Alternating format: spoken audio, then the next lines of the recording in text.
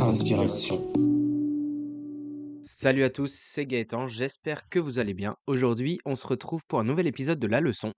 Et j'espère que vous êtes prêts parce que comme d'habitude sur Inspiration Podcast, on va parler d'un sujet hyper stylé. Aujourd'hui, je vous ai concocté un épisode sur le stoïcisme. Ne vous inquiétez pas, pour ceux qui ne sont pas familiers avec ce courant philosophique grec, on va bien évidemment présenter le concept dans un premier temps. Ensuite, on parlera du stoïcisme moderne et comment le concept a regagné en popularité récemment. Au fil de l'épisode, et pour votre plus grand plaisir, je lirai certains passages de livres qui m'ont inspiré à faire cette leçon.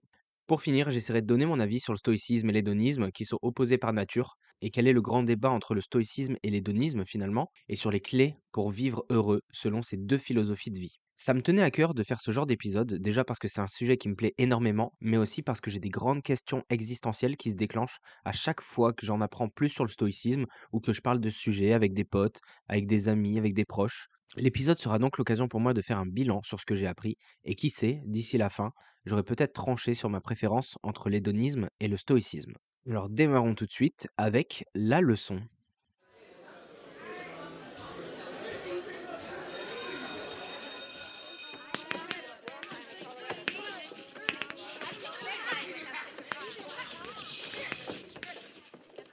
La leçon. Pour commencer, il faut savoir que j'ai découvert le stoïcisme en regardant la série Gotham, qui raconte l'histoire de la ville célèbre de Bruce Wayne juste après la mort de ses parents, donc quand il est encore enfant, et donc bien avant qu'il devienne Batman. Dans la série, on explique que son père était un stoïque, et il y a tout un mystère autour de son père qui est un peu placé sur un piédestal. Il est décrit comme l'homme d'affaires vertueux, bienveillant, qui ne veut que le bien de la ville et de ses habitants. On a l'impression que Thomas Wayne était un homme parfait, alors qu'il se fait tuer dans la première scène de la série, mais n'empêche que j'étais intrigué par le stoïcisme. J'ai approfondi ma connaissance du stoïcisme car on en parle énormément dans les livres de développement personnel par exemple, et il y a beaucoup d'ambassadeurs de la pensée stoïque de nos jours, comme on le verra plus tard. Mais commençons par jeter un coup d'œil aux bases du stoïcisme. Le stoïcisme, c'est une ancienne philosophie qui trouve ses racines dans la Grèce antique et qui s'est développée aussi énormément à Rome. Elle met l'accent sur la vertu, la sagesse et la maîtrise de soi, qui constituent les trois piliers fondamentaux, donc les trois facettes d'un stoïque.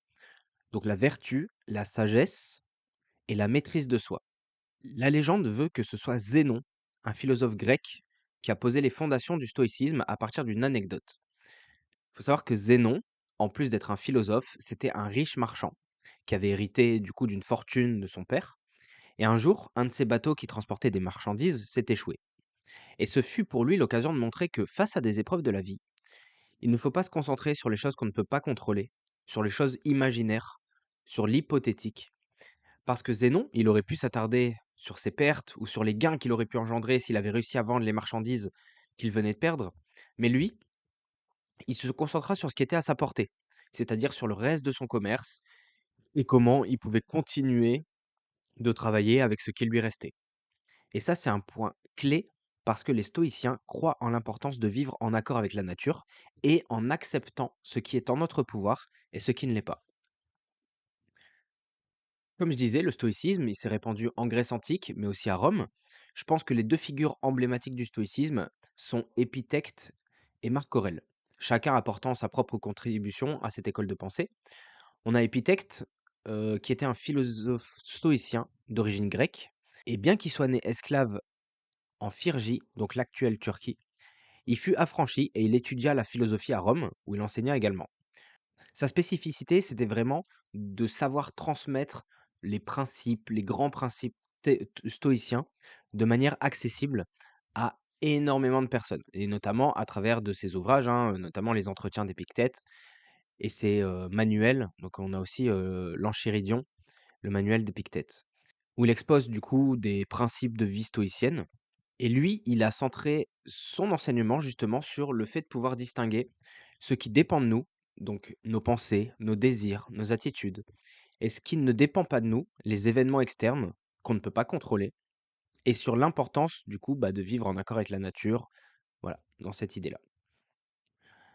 Marc Aurèle, quant à lui, c'était un empereur romain qui est très célèbre et donc qui était aussi un philosophe stoïcien. Il a écrit les Méditations, hein, et son règne est souvent considéré comme le point culminant, l'apogée de l'Empire romain. Et donc, dans les méditations, il fait un recueil de pensées, un recueil de réflexions personnelles où il explore du coup, pareil, les principes stoïciens, mais dans le contexte, de ses propres expériences, ce qu'il a pu vivre et notamment en lien avec ses responsabilités d'empereur. Marc Aurèle, lui, il va plus insister sur la vertu, sur la maîtrise de soi et toujours sur l'acceptation du destin, hein, comme un fondement de la sagesse stoïcienne. Comme je vous l'ai promis, je vous ai gardé des petits passages. Je vais vous lire un passage célèbre, du coup, des Entretiens d'Épictète, qui illustre la pensée stoïcienne. Ne demande pas que les choses arrivent comme tu le veux, veux-les comme elles arrivent et tu seras heureux. Ça, c'est une citation qui est très importante d'Épictète parce qu'elle souligne l'importance de l'acceptation des événements tels qu'ils arrivent, tels qu'ils se présentent, plutôt que de lutter contre ce qui est hors de notre contrôle. Comme je l'ai dit, c'est un principe central de la philosophie stoïcienne, c'est pour ça que je mets vraiment l'accent dessus, et ça permet aussi de souligner l'importance de la tranquillité d'esprit et du fait d'accueillir, on va dire, à bras ouverts toutes les circonstances extérieures à notre contrôle. Pour Marc Aurèle, j'ai un petit passage que j'aime beaucoup des méditations, qui est si tu es blessé par une chose extérieure, ce n'est pas cette chose qui te trouble, mais c'est ton jugement à son égard. Et il est en ton pouvoir de te débarrasser de ce jugement maintenant. Cette citation, elle permet de mettre encore une fois l'accent sur le contrôle de notre réaction face aux événements externes. Notre tranquillité intérieure, elle dépend souvent de la manière dont on va interpréter et réagir aux circonstances, plutôt que par la nature des circonstances en elles-mêmes. Pour résumer un petit peu tout ce que je viens de dire, le stoïcisme, comme on l'a vu, c'est une philosophie ancienne qui enseigne l'importance de cultiver la vertu, la maîtrise de soi et l'acceptation des événements inévitables. L'idée du stoïcisme, c'est de mettre l'accent sur ce qui est sous notre contrôle, tout en cultivant un état d'esprit serein face aux aléas de la vie. Il faut aussi savoir que le stoïcisme, il est très lié à ce mouvement de travailleurs acharnés. Le stoïcisme place le travail et la discipline au cœur de ses valeurs. Pour donner un petit exemple, je vais citer encore les méditations de Marc Aurèle qui dit: quand tu t'éveilles le matin, dis-toi, je ne me lèverai pas seulement pour un travail ordinaire, mais pour accomplir une mission. Ici, on voit l'intérêt du sens qu'on donne à notre travail. Je reprends. Je ne dois pas rester au lit sous ma couverture et dormir, mais pour me lever tôt et accomplir la tâche pour laquelle je suis né et pour laquelle je suis venu dans le monde. Car cela est ma fonction, comme de se nourrir pour la plante, de se déplacer pour l'oiseau ou de procréer pour l'homme. Et donc dans cette citation, Marc Aurèle, il souligne l'importance d'accepter notre condition et d'accepter notre destin et notre rôle qu'on a dans ce monde. Et il place le travail plus comme un devoir que comme une obligation. Cette citation, pour moi, elle est encore hyper actuelle et on la voit beaucoup dans tout ce qui va être développement personnel, etc. Parce que on a cette notion de discipline, on a cette notion de grinta, de persévérance, de motivation. On retrouve dans la plupart des pratiques de développement personnel, puisque forcément la discipline, pour moi et pour beaucoup de personnes, je pense, est la fondation des systèmes et des habitudes qui vont construire après derrière notre vie. D'un autre côté, j'en profite pour présenter aussi l'hédonisme. L'hédonisme, c'est une philosophie qui trouve son origine dans la Grèce antique, notamment avec les premiers philosophes comme Démocrite, Épicure, etc. Et l'hédonisme soutient plutôt que le but ultime de la vie, c'est la recherche du plaisir et l'évitement de la douleur.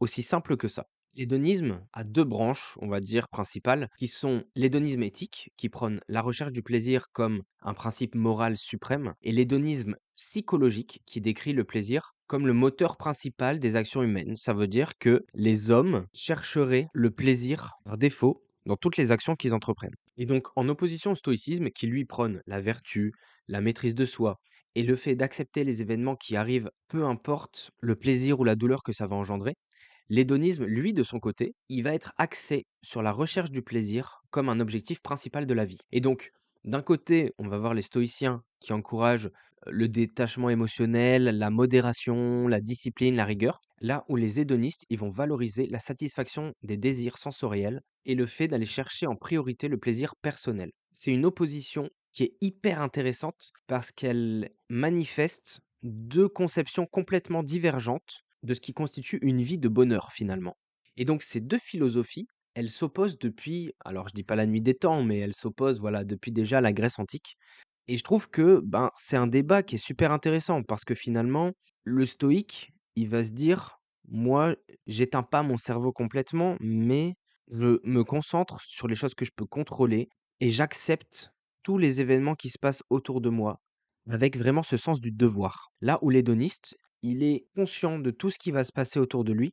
Par contre, il va faire tout ce qui est en son pouvoir pour aller chercher le plaisir et éviter la douleur, purement et simplement sur un aspect individualiste. Voilà, j'ai présenté le stoïcisme en détail et je vous ai montré un petit peu comment l'hédonisme s'opposait justement à cette philosophie. Et donc j'ai voulu faire cette leçon parce que le stoïcisme, il est revenu très fort à la mode ces dernières années.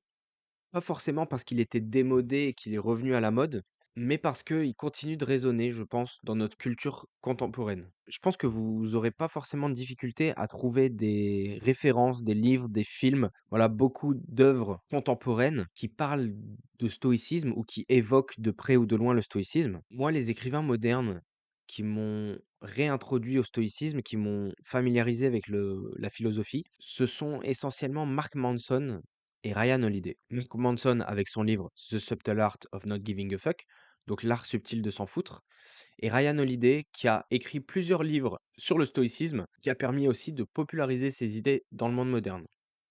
Et donc, comme je le disais, moi, j'ai découvert ou redécouvert le stoïcisme à travers ces auteurs. Par contre, c'est vrai que le stoïcisme, c'est une philosophie qui est vraiment revenue à la mode, je pense, au début des années 2000, avec par exemple des films emblématiques comme Gladiator, comme Batman, les Batman de Nolan, évidemment. Beaucoup de films de super-héros, mais aussi beaucoup de films d'hommes qui sont des personnages principaux et qui cherchent du sens, qui cherchent à s'accomplir. Et je pense que c'est un modèle qui est pas mal aussi américain et on le retrouve chez pas mal d'influenceurs, toute cette notion de stoïcisme. Quand on a des personnes qui influencent les autres à chercher des situations d'inconfort, sortir de sa zone de confort, faire du développement personnel, accomplir des choses vraiment en mode un peu businessman, etc. Très ouvert au monde, on va dire ce petit réflexe, pas forcément américain, mais très occidental, de construire en public, builder in public, son succès, et donc avoir aussi cette petite mise en scène, entre guillemets, de l'apologie de la discipline et de la rigueur, et donc qui sont des valeurs, en fait, finalement, qu'on retrouve énormément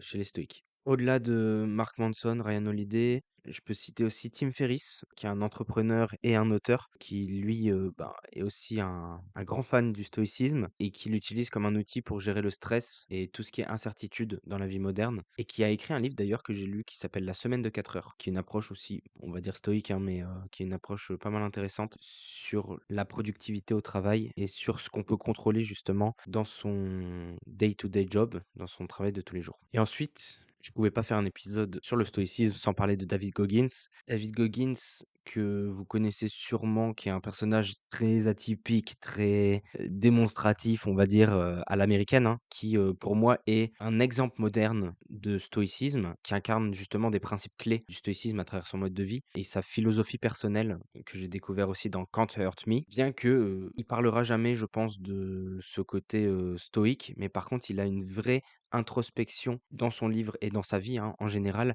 sur le contrôle que lui, il veut avoir sur les émotions, sur la douleur. Il va aller, justement dans ses retranchements, on va dire que c'est peut-être un stoïque, extrême, mais, il utilise, voilà, ce principe stoïcien, donc de contrôle sur soi, de résilience. Il met aussi en avant l'importance de l'autodiscipline et donc voilà, c'est des exemples qui m'ont, réintroduit au stoïcisme et qui sont assez inspirants et donc qui me tenaient à cœur de partager. Pour la petite anecdote, moi j'ai vraiment beaucoup aimé The Subtle Art of Not Giving a Fuck, l'art subtil de s'en foutre de Mark Manson. Notamment, il écrit nous ne contrôlons pas toujours ce qui nous arrive dans la vie, mais nous contrôlons toujours comment nous interprétons ce qui nous arrive, ainsi que la manière dont nous y réagissons. Et moi, j'aime beaucoup le livre de Mark Manson, déjà parce qu'il est rédigé un petit peu comme un blog. Je l'ai recommandé vraiment à beaucoup de personnes parce qu'on est vraiment en introspection avec Mark Manson dans ce livre. Il est super intéressant. Il se base sur ses expériences de vie pour en tirer des leçons qui sont super intéressantes. Et Mark Manson, il souligne souvent l'importance de la responsabilité personnelle dans la recherche du bonheur. Il suggère que, en fait, notre pouvoir, il réside pas forcément dans le changement des événements extérieurs, mais dans la capacité toujours à contrôler nos réponses internes. Et donc pour lui, il a écrit tout un livre qui est l'art subtil de s'en foutre, donc The Subtle Art of Not Giving a Fuck. Donc giving a fuck, c'est justement le contraire de s'en foutre, c'est le fait de giving too many fucks. C'est le fait de trop être en prise justement avec tous les éléments autour de nous. Et pour lui, not giving a fuck, donc s'en foutre, ça ne veut pas dire être indifférent, ça veut dire être à l'aise avec l'indifférence. Et ça, pour lui, c'est incroyablement libérateur dans le sens où il faut qu'on puisse choisir ce dont on veut s'en foutre et ce dont on ne veut pas s'en foutre. Ce pourquoi on doit donner de l'intérêt et ce pourquoi il faut pas donner de l'intérêt. Et je pense que ça va encore plus loin que le stoïcisme, dans le sens où le stoïcisme, c'est vraiment cette attitude-là de se dire que on va prendre ce qu'on contrôle et on va prendre ce qu'on contrôle pas et on va faire la part des choses pour pouvoir toujours avancer. Alors que Mark Manson, il va à un niveau encore un peu plus loin en disant: «OK, il y a des choses sur lesquelles il faut qu'on attribue de l'intérêt, mais en fait, il y en a très peu». Et dans notre société, on a tendance, et surtout dans la société moderne, on a tendance à giving too many fucks. On a tendance à accorder de l'importance à beaucoup trop de choses. Et donc, pour Mark Manson, le secret du bonheur, il réside pas forcément dans la recherche de plus de possession, de plus de gloire, mais vraiment dans le développement d'une résilience interne d'un individu face à l'adversité, face à tous les événements extérieurs, à toutes les personnes qui vont peut-être venir nous embêter et dans notre capacité aussi à apprécier ce qu'on a déjà. Ça dérive un petit peu, hein, mais c'est aussi sur toute cette partie minimaliste de se dire il faut arrêter d'avoir trop de choses et c'est très lié aux circonstances actuelles du monde moderne avec la publicité, avec tous les réseaux sociaux, avec vraiment le mode de vie qu'on mène actuellement où on a, forcément un courant, alors peut-être pas philosophique, mais le minimalisme qui est aussi, je pense, en réaction à ce monde de surconsommation et donc je pense que le stoïcisme, il revient à une période aussi qui est assez propice à la surconsommation et donc qui donne encore plus d'importance et de pertinence à cette philosophie-là, qui est de pouvoir se dire que il faut savoir garder le focus, la concentration sur ce qui compte vraiment et ne pas être distrait par toutes les pauses autour et se distraire avec du plaisir.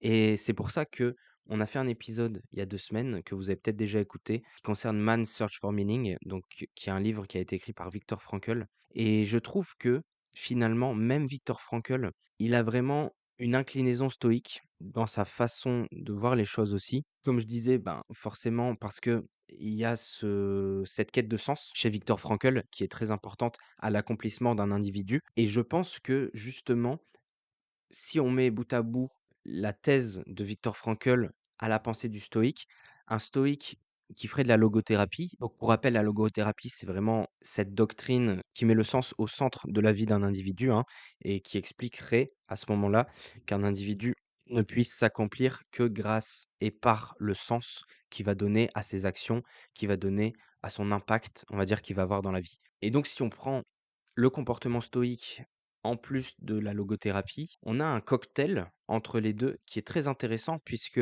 on va avoir cette capacité d'un individu à identifier le sens qu'il souhaite donner à sa vie et de pouvoir l'accomplir, de pouvoir le réaliser grâce à ses vertus de stoïque, la discipline, à sa résilience en fait, qui va lui permettre d'accomplir ses objectifs. Et donc c'est pour ça que ça se regroupe bien et Viktor Frankl, il est aussi assez opposé à l'hédonisme puisque c'est lui qui dit qu'un individu qui a perdu le sens à sa vie se distrait avec du plaisir. Et en plus, Viktor Frankl, il dit dans son livre, une chose qu'on ne peut enlever à un homme, et c'est le dernier des libertés humaines, c'est le choix de l'attitude personnelle face à un ensemble de circonstances pour décider de sa propre voie. Et cette citation, je l'aime beaucoup parce qu'elle illustre aussi la croyance profonde de Frankl que même dans les conditions les plus désespérées, les plus déshumanisantes, parce que forcément il y a un contexte camp de concentration, etc., mais un individu peut toujours choisir la réponse qu'il va avoir face à ces événements. Et ça, justement, ça résonne encore une fois avec l'enseignement stoïcien sur l'importance de pouvoir distinguer ce qui est et ce qui n'est pas en notre pouvoir, et sur le fait que notre liberté ultime, elle réside dans notre capacité à choisir notre attitude face aux événements de la vie. Et d'un autre côté, j'ai lu un livre de Ryan Holiday qui s'appelle The Obstacle is the Way, hein. Il faut savoir que Ryan Holiday, c'est un philosophe moderne américain, c'est un vrai ambassadeur du stoïcisme et lui, il met l'accent sur, 3 concepts clés dans son livre qui incarnent la philosophie stoïque et qui permet aussi de la moderniser. Notamment, il parle de la perception des obstacles. Il explique que les obstacles ne sont pas forcément des impasses, mais plutôt des opportunités de croissance et d'apprentissage et que, comme pour les stoïques, c'est l'adversité qui nous permet de grandir. Il encourage aussi l'action directe et le fait tout simplement de passer à l'action de manière déterminée aux obstacles qu'on va rencontrer, plutôt que de se lamenter sur nos circonstances. Encore une fois, on retrouve cette idée d'attitude par rapport à l'adversité. Et ensuite, dans son livre, il parle aussi de volonté et de la force de la volonté qui, pour lui, permet de persévérer à travers les difficultés. La résilience face à l'adversité, c'est souvent une question de volonté et d'endurance. Si vous êtes intéressé par le stoïcisme, du coup, je vous conseille de lire ses livres. Moi, j'ai beaucoup aimé celui de Ryan Holiday, puisqu'il y a des exemples qui sont contemporains, mais il y a aussi des anecdotes historiques. Et donc, c'est un très beau rafraîchissement de la philosophie stoïque. Là où la pensée de Mark Manson est un peu plus empirique et moins axée vraiment sur la théorie stoïque, mais qui est vraiment intéressant sur l'aspect restitution, hein, comme je l'ai dit, puisque c'est un blogueur initialement et qui a écrit beaucoup d'articles et donc qui écrit très, très bien pour embarquer le lecteur dans son aventure aussi avec lui et dans ses pensées. Et donc maintenant qu'on a vu les grands principes du stoïcisme et dans quelle mesure elles sont encore actuelles ou elles ont été rafraîchies par des auteurs pour remettre à la mode ce stoïcisme, moi j'ai quand même souvent ce sujet qui revient dans les débats que j'ai avec mes proches, avec mes potes, etc. Pourquoi? Parce que on est quand même dans un monde où on est tenté par l'hédonisme plus que par le stoïcisme. Je m'explique. Comme je l'ai dit, on vit dans un monde de surconsommation, on vit dans un monde de distraction. On est rentré dans l'économie de l'attention avec tout ce qui est réseaux sociaux et on est de plus en plus conditionné à consommer le plaisir le plus rapidement possible. Déjà parce qu'on est dans une société qui permet ce plaisir. On entraîne notre cerveau de plus en plus à rester dans cette zone de confort et c'est finalement un mécanisme qui est naturel pour nous. C'est comme ça qu'on a survécu pendant autant de siècles, de millénaires et c'est comme ça qu'on s'est développé aussi, en recherchant tout le temps cette zone de confort et en mettant en place une zone de confort et c'est comme ça qu'on survit. Néanmoins, il y a cette pensée stoïque qui vient aussi nuancer ce réflexe du plaisir qu'on a chez nous et qui est en accord avec la nature, comme je l'ai cité dans les méditations de Marc Aurèle, où en fait le stoïcisme, c'est une approche limpide qui impliquerait qu'on ne soit pas sur Terre simplement pour profiter du plaisir toute notre vie de manière individualiste et sans penser au lendemain, sans penser à l'impact qu'on va avoir sur notre environnement, notre société. Et moi, si je fais une analyse froide de la situation, voilà où j'en suis arrivé dans tous les débats que j'ai pu avoir entre l'hédonisme et le stoïcisme, c'est que l'hédonisme, finalement, il arrive à une époque aussi qui reste pragmatique, dans le sens où un jeune cadre aujourd'hui en France vit dans une société de confort. Il y a plein de choses qui sont mises en place dans notre société actuelle, et je parle bien en France, hein, parce que c'est pas forcément le cas dans tous les pays, malheureusement. On a beaucoup de confort, on a beaucoup de solutions qui nous facilitent la vie.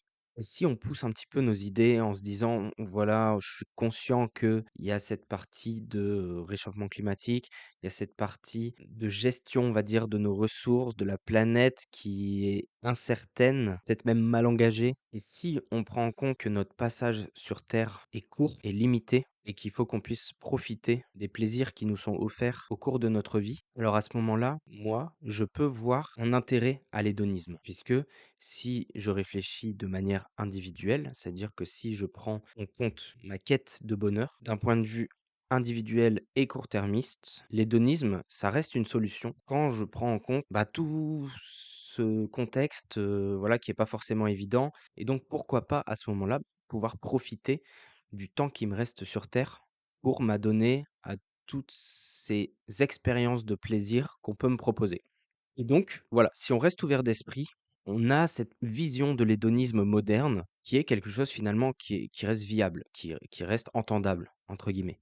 D'un autre côté, on a toute cette théorie autour du stoïcisme qui est que on n'est pas tout seul sur la Terre. On doit interagir tous les jours avec la nature. On doit travailler avec les ressources qu'on a. On est responsable de la société et de l'état de la société, de l'évolution de notre environnement. Et donc, en tant qu'homme, on a cette responsabilité. Pourquoi? Parce qu'aussi, on a ce pouvoir. On a cette capacité à dépasser notre condition et à avoir un impact qui est remarquable, pas forcément positif, mais remarquable. Et donc, pour moi, dès lors qu'on a ce pouvoir, on a cette capacité, il est dans notre responsabilité d'en faire bon usage.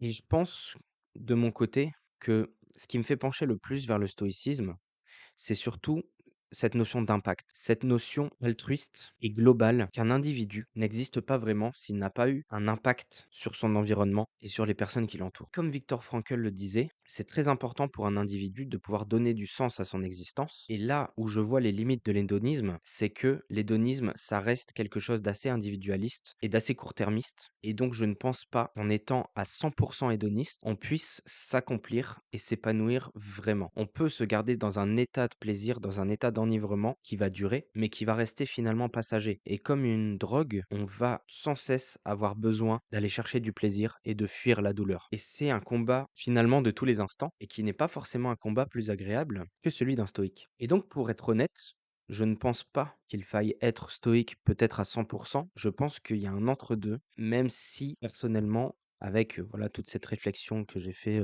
dans cet épisode, je pense que je pencherai quand même plus vers une philosophie de vie stoïque, même si je n'irai pas jusqu'à renier complètement l'hédonisme qui pour moi reste un réflexe humain, voire animal, et donc qui reste naturel finalement dans la conception d'un individu. Voilà, c'était ma réflexion.